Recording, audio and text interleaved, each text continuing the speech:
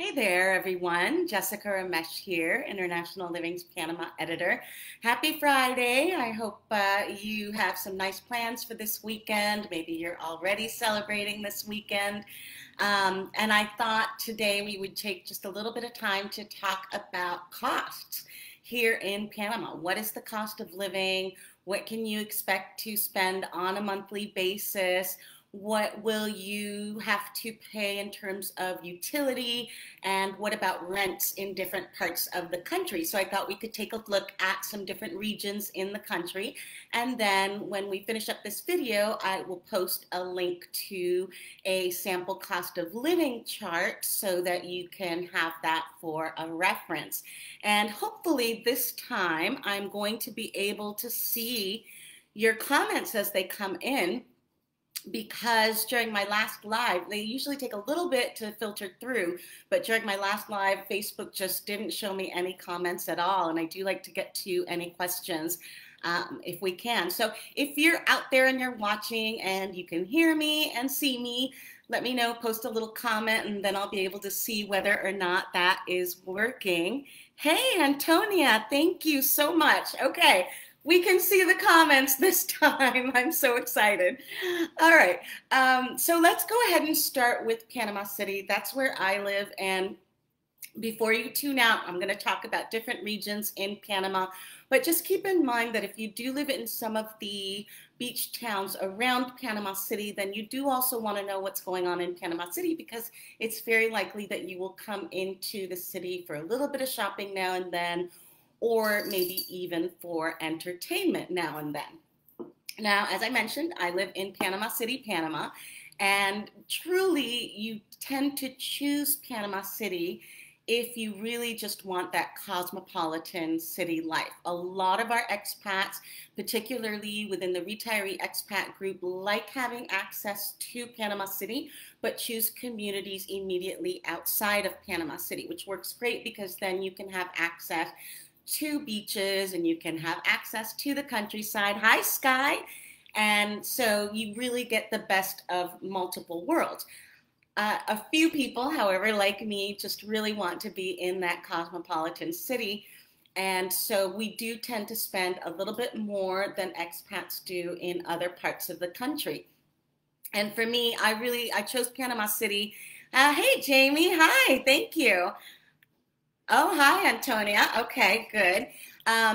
So for me, I really chose Panama City because I can live in the city, and as my job as Panama editor for International Living, I really do spend a lot of my time exploring the country, and the city's a great hub. So I spend my time at beaches and at mountain towns. I'm constantly, outside of the pandemic, I'm usually constantly either on the road or on a teeny little plane, going to places like Contadora Island, which is a 15-minute flight, or just about a 2-hour ferry ride from Panama City.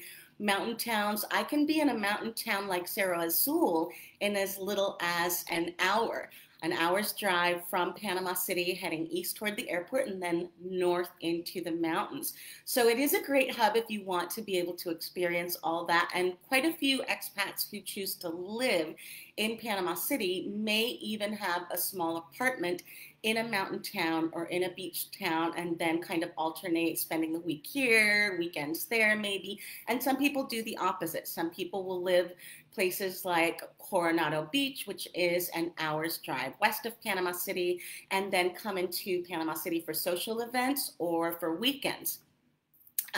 Great question. Michael Holland is asking about accessibility for people in wheelchairs.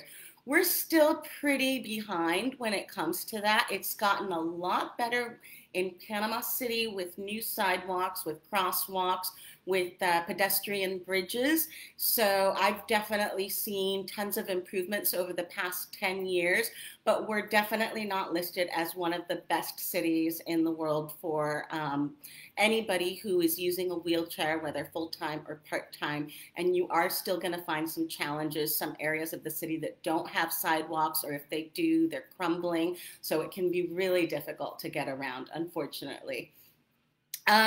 So going back to today's topic, cost of living, if you're a single living in Panama City and you're very, very social like me, I tend to spend right around $2,600 a month, and I am including my rent in that. Now, my rent is quite low for Panama City.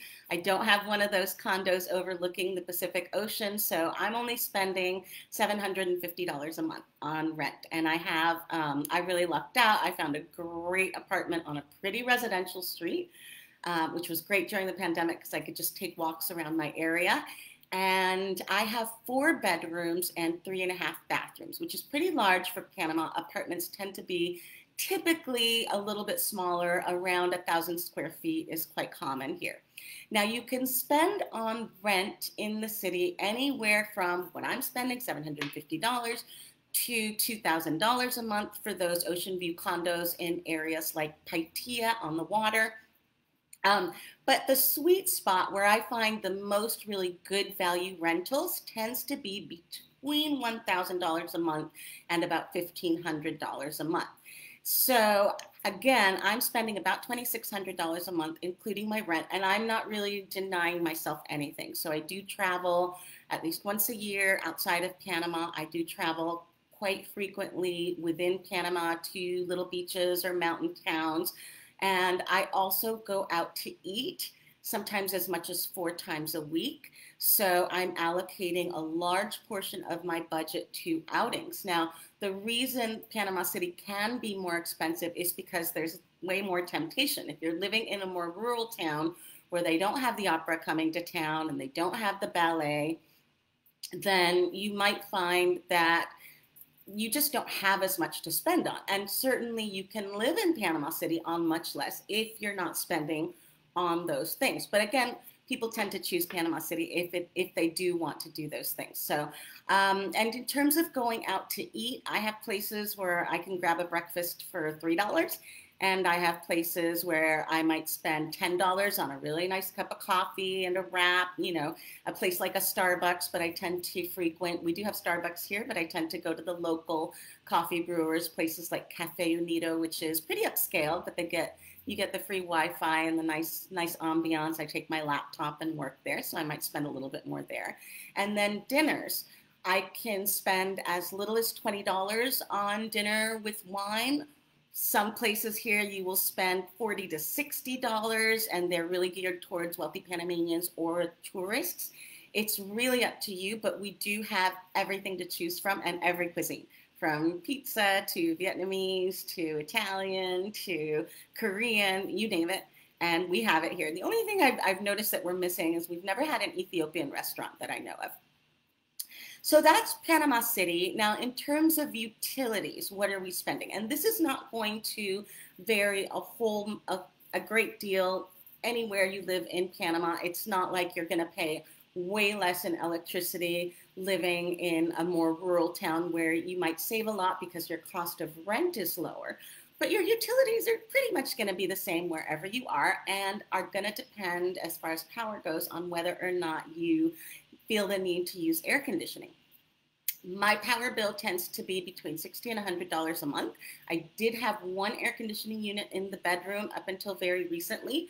And that broke down right before the pandemic and I didn't get it fixed. And then I thought, well, I'll just go back to no air conditioning because I'm really quite comfortable in the climate here. My upstairs neighbor spends between $30 and $60 a month on her power. She doesn't use air conditioning. And, she's absolutely fine with that. That's in Panama City. In rural areas, you will find in mountain areas, you probably, even if you're not as comfortable at 88 degrees as I am, in mountain areas where it's 10 to 15 degrees cooler, you might find that you don't need air conditioning either. Typically, if you buy a home in the mountain town of Boquete, for example, it's not going to come with any air conditioning units. And you don't need heat either. So you're really saving a lot on power bills there. If you are somebody who thinks, yeah, I would love one of those ocean view condos, and I think I will use air conditioning regularly, there are tons of people like that here, Panamanians included, and then your power bill can go up to $150, $200 a month, depending on really just how much you allow yourself to use that air conditioning. Water tends to be very inexpensive no matter where you live. My water bill in Panama City is bundled with the trash collection bill. The trash collection bill is typically around $7, or it's always $7. It doesn't vary. And then my water typically is between $16 and $18, and that's probably the most expensive that you're going to find here in Panama City is probably the most expensive. Outside of Panama City, people tend to spend even less per month on their water bills. Very, very inexpensive here. Gas for cooking and for your dryer, also very inexpensive here. I buy these big tanks that go outside of the home, and I only use gas for cooking. I have a gas stove, which I love, and those tanks cost, if I'm not mistaken, around $60, but I don't replace them, not even once a year. They just last me forever. And if you're buying the smaller tanks, then those are subsidized by the government, and they're something like $5. So, and last for 3 to 4 months, even if you're using them for your dryer and for cooking. Even if you've got a family of 4, they just last forever. So very inexpensive as well. Groceries. Groceries are really, of course, going to depend on you. I tend to buy a lot of local products instead of splurging on imported products. If you do feel like you want to eat the exact same brands that you did back home, the cool thing about Panama City is that you can find all of those things. Our supermarkets are amazing. Just whenever you get down here, walk into a supermarket and you'll be like, oh my God, I recognize half the brands in here. And of course, we have all of our wonderful local produce too, and a bunch of local and regional brands for everything from cleaning products to foodstuffs. After a while living here, I just kind of adapted the way that I ate. Like, I don't buy grapes anymore. They don't grow here in Panama. We don't have a grape growing industry. It was something I ate a lot when I lived in Oregon, but and we do get grapes here. Some of the best ones come up from Chile, but they're traveling a long way. They're way more expensive. I can spend so much less on fruit if I just buy the local bananas that are so delicious, the local pineapple, which is among the best in the world. We export those actually, and local papaya. So every once in a while, I might treat myself to, hi Debbie, I might treat myself to some blueberries or, something that does not grow here, apples, for example. But I don't need to do that. I'm very happy with the fruit that grows here. And so I'm able to keep my grocery costs at around $400 a month. I indulge in some imported items. Typically, rather than produce, I'll buy local produce, and then I'll indulge in maybe a nice imported cheese like a brie from France. And I do spend quite a bit of that budget on wine as well. And in case you were wondering, wine is very inexpensive here. Panama does not charge you a whole heap of tax over those prices, and we get really excellent wines from Argentina, even all the way from Spain. Tax is 10%. I can get a bottle of wine for $6, no problem at all. And I tend to buy, I really like Navarro Correas wines from Argentina. They're usually around $10 plus that 10% tax. And so I'm very happy with that. And I think they're fantastic for what you get. Yes, Oregon is beautiful. Hi, Scott. Same when it comes to cleaning products. You might be used to using Pine Sol in the States or whatever. You come here, you see that they have it in the grocery store, and at first you buy it.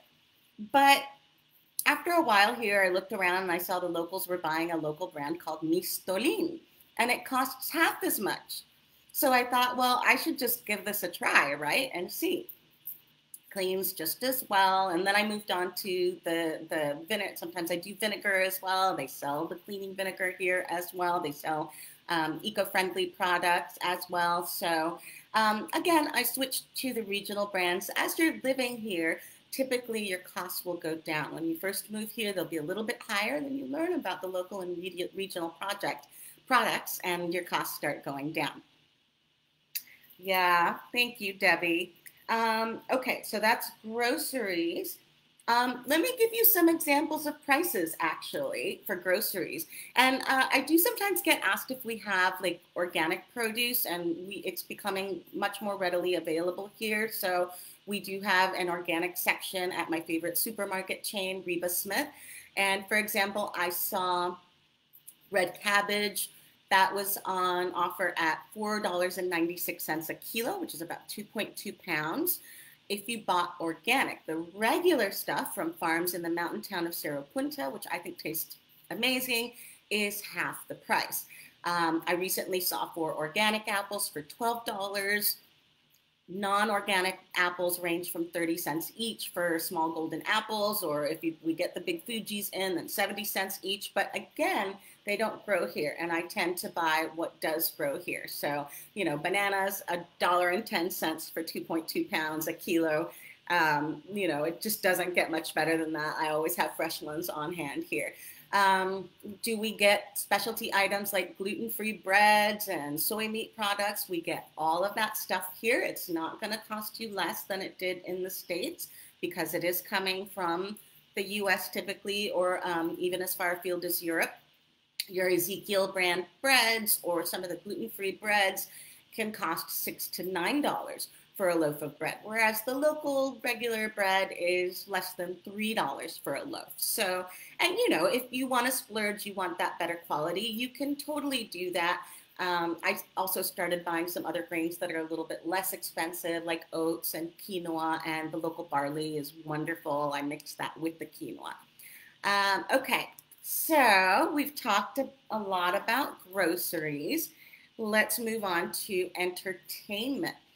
What does it cost to go to the movies? In Panama City, for example, if you go to one of our nice movie theaters, regular tickets tend to be about $6.75. If you are retirement age, 55 for women, 60 for men, or above, then you get half off those tickets. So you're paying $3 something to go to the movies. And on Wednesdays, the tickets are half off anyways at most of the theaters here. Outside of Panama City, we don't have a ton of movie theaters, but we do have some in places like David, and a new one opened up in Coronado before the pandemic. I hope they stay. I hope they make it through and reopen. And those tend to be even less expensive than the theaters in Panama City. We have tons of events going on all the time, and take your pick: sporting events, fitness events. If, like me, you like to do a little bit of everything, opera, the ballet, whatever else comes to town from as far afield as Asia and Russia, we get musicians, we get dancers, we get all kinds of performers. Some of those will be very inexpensive, or you can buy very inexpensive tickets. Anywhere from $5 to $20 is what I tend to spend. I don't tend to do events that are much more expensive than that. We'll get some big names here, big concerts. I tend to not do those because they're so expensive, $175 to see. I think the one that I did do was Andrea Bocelli, the famous opera singer. He was here, and I splurged on that. But as far as, big name rock bands from outside of the country, I would love to see them all, but I get my entertainment much more cheaply. Outside of Panama City, you don't have as much to choose from when it comes to entertainment. And so you're going to spend less on it, and there are going to be a lot of events that are free. Things like parades, things like festivals, and you'll spend at little stalls buying something to eat and whatnot, but it's way less expensive. And a lot of the entertainment is, yeah, that's right, Edgar. And a lot of the entertainment is what you make of it. The expat communities outside Panama City, they're super active, right? So people are organizing pop-up restaurants and charity events and having people over for barbecue. So it's very grassroots, and people have, more organized activities too: tennis clubs, salsa dancing clubs, all of that much less expensive than, going out to a concert. And then there are some more expensive activities, of course, things like golf. You might not spend as much here in Panama. Certainly green fees tend to be a little bit lower here than in the States, anywhere from 75% to 50% of what you're spending now. But if you don't have a very expensive hobby, then you don't need to spend as much as on entertainment. I budget anywhere from $200 to $400 a month on entertainment. Most of the expats I know budget between $150 and $250 a month on entertainment. And they're going out at least a couple times a week. Okay, so cell phone and internet. My cell phone plan is about $40 a month. I went with one of the best cell phone plans from one of the best providers, Movistar, which is now known as Tigo. And I just felt a lot of expats, you know, before smartphones became really prevalent, a lot of expats would just do these really cheap pay-as-you-go plans here in Panama, where you could buy a little card at any grocery store and put the number on the card into, scratch it off and put that number into your cell phone for $5. And then if you did it on certain days, they would double or triple your money. And people were just fine with that with the old-fashioned cell phones. Now that we have smartphones, I feel like I just love having that almost unlimited data so that I don't have to worry about buying the cards or anything. So I went ahead and signed up for the contract, paying about $40 a month. I have so much data that I've never run out, and I use my cell phone very heavily for work, for research, just to do, you know, Facebook, whatever, with my friends and family. And I feel like it's really worth spending a little bit more there. My internet is actually less expensive. It's fabulous. I can do videos like this one. And I think it's up to 20 megabytes per second now. When I first started out, it was something like 4, but I've always been able to stream Netflix and whatnot ever since that became a thing. So no problems there. And it's about, I'm paying about $25 to $30 a month on internet. I'm up to 30 now. It was 25 when I first started, but very happy with the speeds that I'm getting both for download and upload. And if you want extreme speeds of 100 megabytes per second, you can buy those too. I think I recently saw a plan for something like $80 for something much more, you know, sort of commercial, or if you're running your own business, you can do that as well. TV. Back when everybody had cable, we all were spending around $45 a month. Now, a lot of people just have Netflix, and you guys know what that costs. So, you know, what are your $9 a month for that? So much more affordable these days. And then finally, transportation. I spent, when I got my car here, I went for just nothing fancy. I bought a Hyundai Accent hatchback, and I was spending about $250 a month just getting that paid off. I recently paid that off, so now my only expense there is the insurance, which is about $60 a month, and it's good insurance. I have a hotline I can call if I get a flat tire. If my battery's dead, they'll come and find me and help me out, get me where I need to go. I'm very happy with my insurance company. I chose Sura. We have quite a few very good car insurance companies here. And as far as public transportation, it's incredibly cheap here. Now that I have a metro stop, a 7-minute walk from my home, I very often leave my car at home, because why spend time in traffic, right? So if I think, well, it's close to rush hour, or maybe I'm going out to meet friends and I might want to have a drink and then I can't drive home. They're very strict about that here, as they should be. So I will just walk to the metro stop. It's 35 cents to take the metro downtown, and I can walk from the Via Argentina station in downtown Panama City to one of my favorite little bars called Malagueña. It's a Spanish tapas place, really cheap. You can have, you know, fried calamari or tortilla española, a Spanish omelet, and wine at really good prices, $5 for a glass of wine. And they even do a flamenco show on certain days of the week.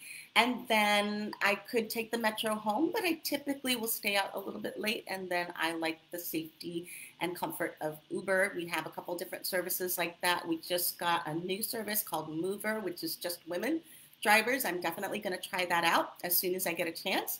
And typically my Uber's home, if you're taking them during rush hour, they'll be a little bit more expensive if they're surge pricing, but my Ubers home tend to be between $3 and $5, typically on the lower end of that scale, so super affordable for that odd night out. Oh, that's awesome, Ivan. Wow. Gonna have to send us photos of that house you got. Okay, so that's Panama City. We've talked a bit about some other regions. Let's go look at them a little bit more closely. And oh, by the way, I haven't really included costs of medications, healthcare. I don't know what your medical situation is, but I can give you an idea as far as insurance. My health insurance is about $90 a month, just under $90 a month. When I first started out, it was a little bit lower. I've aged into a higher bracket. So there are expats here spending on health insurance anywhere from zero because they've kept Medicare back home and they find out-of-pocket expenses to be fine here. But if you do have health insurance here, which I think is always a good idea to have some coverage here, even if you are keeping your Medicare back home, you're typically going to find that couples and singles will spend anywhere from $90 to $200 a person, depending on whether they go for a more premium plan or not. My plan is excellent. It does not cover dental, but dental is so affordable here that I just, it's wonderful. I stopped worrying after I moved here about dental problems. I recently I was told my entire life I didn't need my wisdom teeth out. They weren't a problem. Recently, it did seem to become a problem, so I had to have one out, and the surgery, the cost for everything was $250. That's without insurance. That's what it cost. And I went to quite a nice place here in Panama City. You might spend a little bit less somewhere outside Panama City, where practices adjust their costs to the local population. So very, very affordable. Everything that I've done for dental here has been anywhere from 50 to 25% what I would have spent back home in Oregon. Okay, so let's talk about some different regions then. Now, I gave you some rental sample prices for Panama City. You'll find that Coronado, the beach area that I talked about, just an hour's drive west of Panama City, has very similar rental prices. In fact, they tend to be a little bit higher than Panama City. Expats there typically going for those rentals that are on the water or right by the beach. You don't have to spend as much, but you know, those apartments monthly that are really in a building where you go downstairs, there's a nice pool and social area, maybe another pool for the kids, and then you can step out of a little gate onto the sand. Those apartments are going to cost you around $1,500 a month to rent. And some of them will be a little bit on the smaller side. So think 800 square feet, 900 square feet. But excellent value if you really want to be right on the beach. Now, if you want to spend a little bit less and you're not fussed about being in a building right on the beach, then you can rent for less. You can find rentals for $500 less a month. It really is worth booking yourself a couple weeks there and pounding the pavement so that you can see things in person. Now, as far as what you spend on the other items we talked about, utilities, groceries, in a place like Coronado, they're going to be very similar. Compare that to the mountain town of Boquete, which is also super popular with expats, 10 to 15 degrees cooler than Panama City. So you've got a lot of days where even when the sun is out and shining, it's in the 70s, cool and comfortable. And at night, no colder than 60 degrees. You're definitely not talking snow or heavy jackets or anything like that. And you can spend quite a bit less in Boquete. You'll find less apartments, more houses, little cottages, very nice little cottages for rent for as little as $750 a month, what I'm paying for my rent.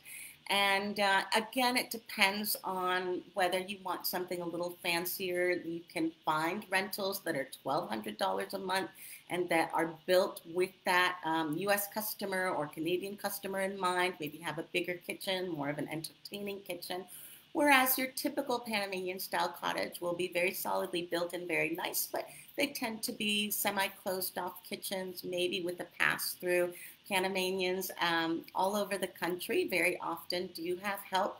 They have a maid who helps them out in the home, and typically the kitchen is not used for entertaining. They've got somebody working in the kitchen and doing the prep work and sometimes even the cooking as well. So those are the differences between those sort of rentals on the lower end of the scale and the rentals on the higher end of the scale.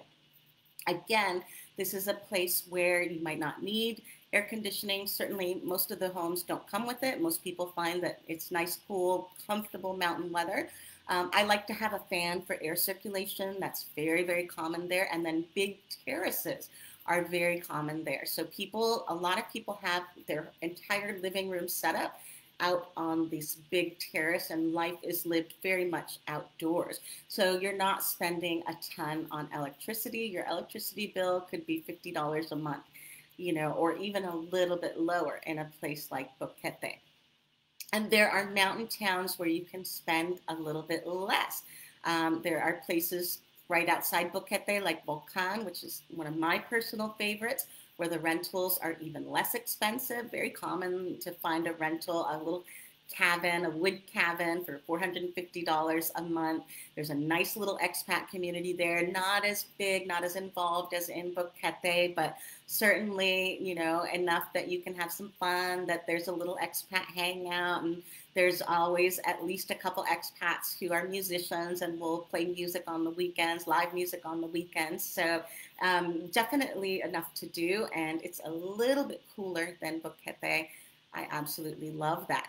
If you're not looking for a mountain climate, a destination that might surprise you that is incredibly affordable is the beach town or the island of Isla Colón in Bocas del Toro. And on that island, you will find Bocas Town. And I think, a lot of you probably, certainly when I was working on ships and traveling to the Caribbean, I just thought of it as very expensive and very out of reach, because I would, have to dock at the Bahamas, and the restaurants were all super expensive. And, you would see the Atlantis Hotel and what they charged, and you were like, wow, the Caribbean's super expensive. But in Panama, the Caribbean is not that expensive, which is just continues to blow my mind, because I've been here for 15 years, and even all those years later, it's still incredibly affordable. Now, Bocas del Toro, one of my favorite places on the planet, by the way. It is very sort of downscale bohemian. It's not like the Bahamas. There's no Atlantis Hotel here, and the places for rent that are really inexpensive, I've seen room shares for as little as $200 a month in nice little places, and I've seen cute little standalone homes on larger properties where there might be a larger house where the owner lives, on offer for $500 a month. And these tend to be simple. It's the Caribbean, it's breezy, and you're outdoors all day anyway, so no air conditioning is typical, but really well built, attractive, that Caribbean style, the brightly painted wood structure. And costs there, not everybody bothers with having a car. There are relatively few cars on the island. Quite a few expats, what they have are bicycles or little motor scooters.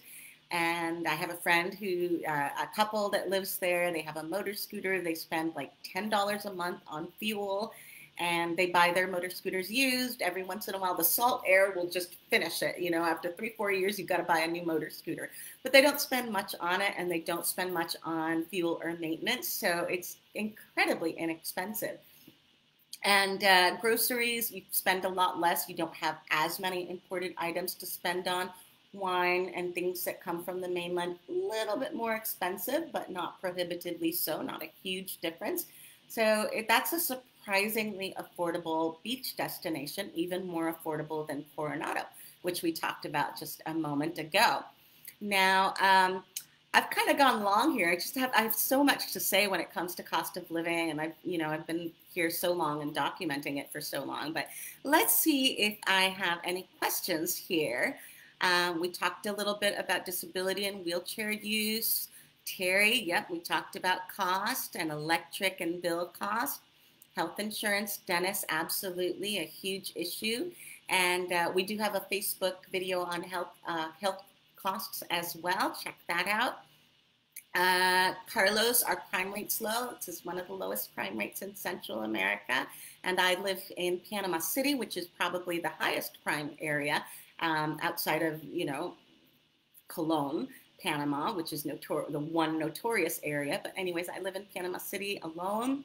I feel comfortable to live my life, to go out at night, to take the metro, and to come back home in my Ubers after a party or a dinner. And I I use the same street smarts that I did when I was living in Oregon, but I feel safer here, to be honest with you. Is there any smell in Panama City from the ocean? George, good question. Yeah, sometimes there is.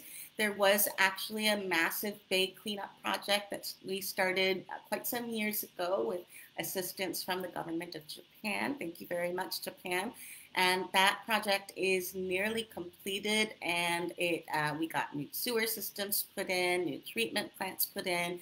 That has been wonderful for Panama City.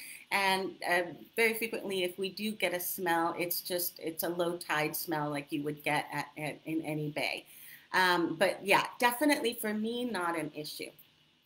Let's see what else we have here about the water. John O'Brien, John, I drink the water straight from the tap. In most of Panama, we have excellent potable water, and you can drink the water straight from the tap.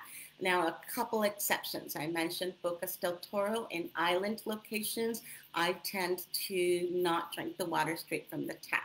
And if you don't want to do bottled water, you can, of course, buy an inexpensive water filtration system. But on mainland Panama, Panama City, Coronado Beach, David City, Boquete in the mountains, you can drink the water straight from the tap. We have excellent water quality. Jamie Donald, how's the beef?